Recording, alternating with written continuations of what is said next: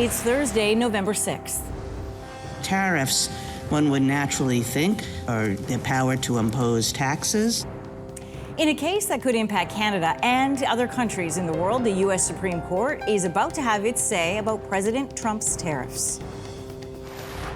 There is going to be a 10% reduction in capacity at 40 of our locations. Major delays at American airports are looming if a deal to end the U.S. government shutdown isn't reached by tomorrow. I still need the job to raise my family, so it's bad that the economy is not that great. A painful wait for federal workers as they see how public sector job cuts announced in the budget are going to play out. We're very far apart if you look at those numbers. We need to get into some form of a landing zone to get a deal. Alberta and its nursing care workers far apart. A new strike could come before the month is over. Stay with us, Canada. Your morning starts right now.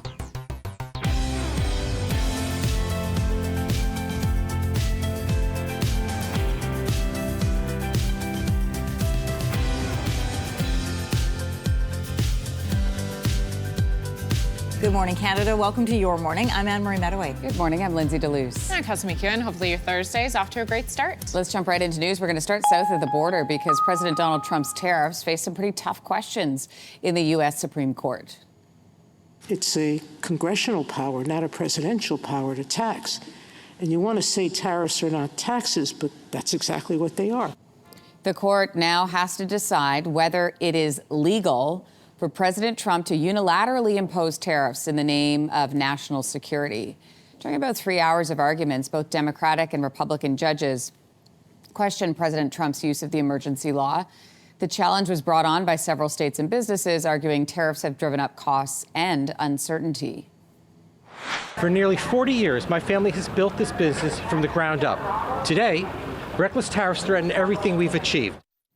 The Supreme Court fast-tracked the appeal after a lower court ruled President Trump had overstepped his authority.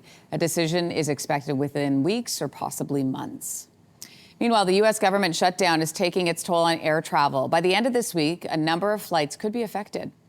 The controllers have been working fastidiously for the last 5 weeks with this huge burden over their head of lack of compensation. The U.S. Department of Transportation says there will be a 10% reduction in air travel at 40 major U.S. airports starting on Friday if the government shutdown continues.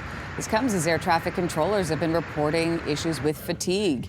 This shutdown is now into its 37th day. It is the longest shutdown in U.S. history.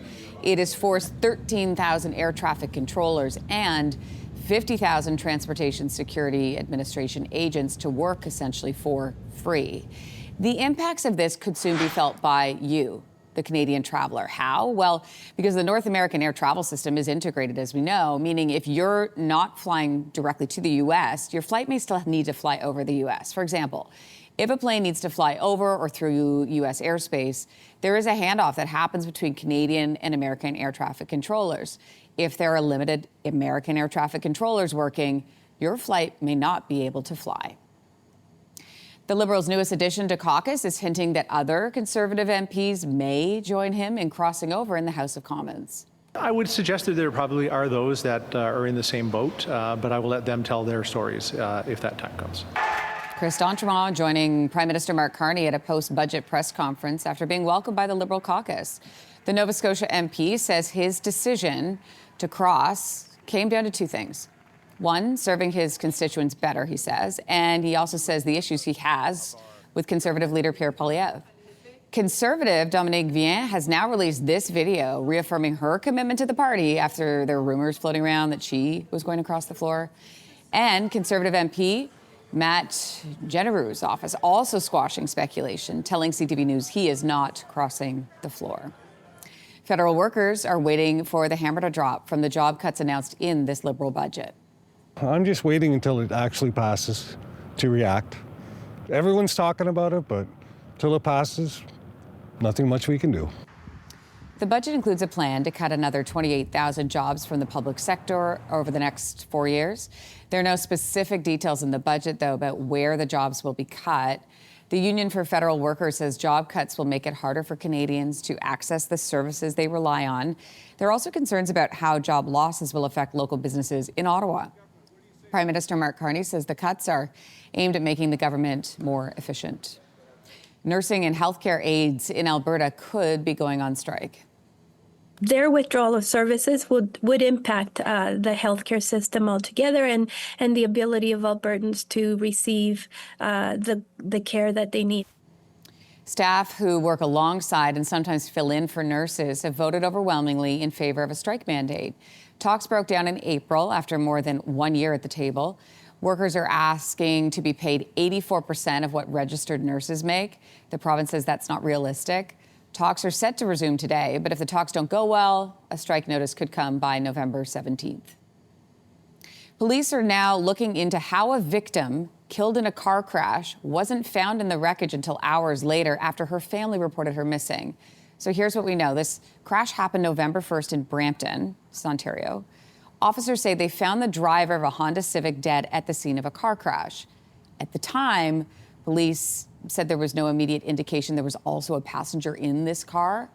They later received reports of a missing 20-year-old woman whose last known location was here at this crash site. Then they ended up going back to the vehicle to closely examine it, which, by the way, they had already impounded, and they found the woman. They found her remains in the back seat.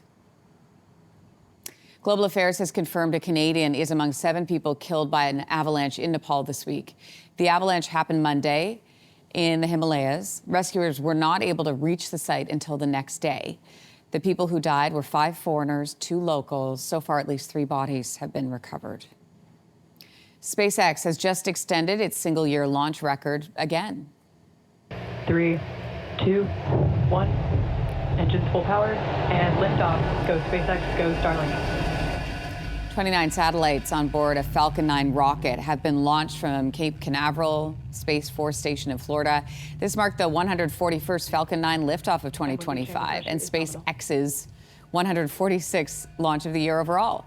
The mission saw the use of the first stage booster, demonstrating SpaceX's reusable rocket technology. Pretty cool. After liftoff, the rocket's first stage returned to Earth, splashing down safely, as planned, in the Atlantic Ocean. Ooh, this is exciting. A curling team from Calgary is celebrating a pretty rare and perfect score. This was my first day back curling. No warm-up, no anything. I got on the ice, and the curling gods were with me. They really were. Okay, guys, here's the story. The women of Team Saunders shot an 8-ender. The odds of getting one are 1 in 120,000. Okay, for context, the odds of getting a hole-in-one is 1 in 12,000. So, for one teammate, this wasn't even her first 8-ender. She scored one back in 1992. This one, 33 years later, came after undergoing surgery for a pacemaker. A lot has happened in that time. Woo! That is amazing. Well done.